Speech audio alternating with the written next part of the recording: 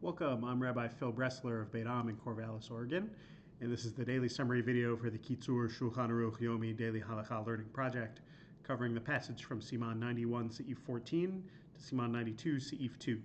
You can find links to the Hebrew and English text of this passage and to the calendar of upcoming passages in this video's description. We're still talking about medicine on Shabbat and covering the category of someone who's feeling ill, but their illness is not critical.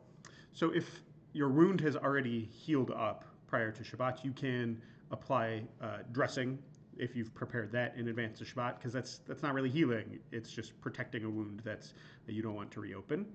You can remove a splinter that you get on Shabbat with a needle. And note, the needle is normally muktzeh.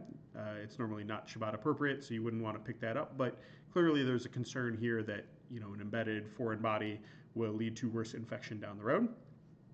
A level above what we've been talking about, where you're ill or wounded but able to move around, is being considered bedridden. So this is still short of critically ill. It includes, though, not only someone who literally can't get out of bed, but also someone who can move around only with a great deal of pain. So this person can receive healing on Shabbat through the agency of a non-Jew, and that non-Jew can administer treatment. They can cook food for this person, and that person can eat it. Any Jew, including the person themselves, can also act to heal them, as long as there's no transgression either of a malacha or a rabbinic prohibition involved.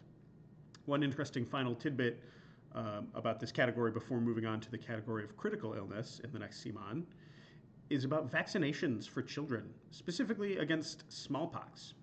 This is ideally not done on Shabbat, the Kitzur says, but if, say, a non-Jewish doctor shows up on Shabbat and is there to get it done, and you can't get them to come back another day, you can go ahead and have it done and just have non-Jews hold the kids still for you.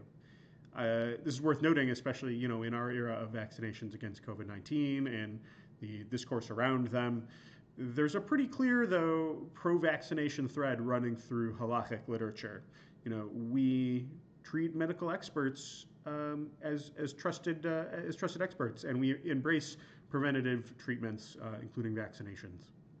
So in the next siman, we're going to talk about medicine on Shabbat, but specifically as it applies to someone who's critically ill. So when there is sakanat nefashot, literally life-threatening danger, the laws of Shabbat are pushed aside, as are in fact all mitzvot. In fact, it's actually a positive mitzvah to violate Shabbat and save a person's life if you have the opportunity. Even if they don't want you to, you're obligated to do it. I love the Kitzur's language here. It's a grave sin to be a chasid shoteh, a pious idiot about this. Even if what you do to save the person's life is ultimately unnecessary or redundant, or even if the level of the danger is uncertain, you still do it. Don't even have a non-Jew do it for you. It's a positive mitzvah of the highest order. You should run and do that mitzvah yourself. So how do we know? I think the first question logically comes, how do we know if that critical threshold has been reached? And it's actually really simple. Somebody thinks it's been reached.